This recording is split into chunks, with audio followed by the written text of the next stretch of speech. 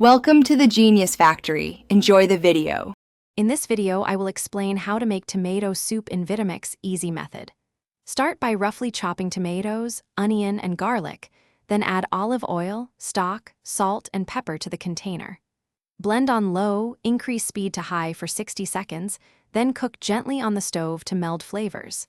Finish with basil and a splash of cream if you like a richer texture, then serve warm. To make a tasty batch, measure ingredients first. 2 pounds of tomatoes, 1 medium onion, 3 garlic cloves, 2 cups of stock, and 2 tablespoons of olive oil. Toss everything into the Vitamix except delicate herbs and cream. Blend until completely smooth, then transfer to a pot to simmer for 10 minutes so the flavors marry. Stir in cream and chopped basil at the end, then taste and adjust seasoning before serving. If you're finding this helpful, please subscribe and like so I can keep making easy recipes for you. Quick recommendation: life's too short for a stinky car. Grab Little Tree's black ice as a fun pick-me-up you might notice every time you drive to the farmer's market. I've linked it and other deals in the description, so check there for details. Now let's get back to the video.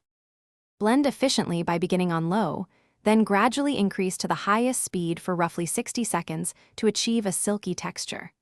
Pour the blended mixture into a saucepan and simmer gently for 10 minutes to reduce raw edges and develop a fuller flavor. Taste and tweak with salt, a pinch of sugar, or a splash of cream if needed.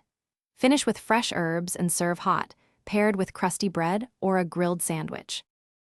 Thanks for watching. If you found this helpful, don't forget to like and subscribe.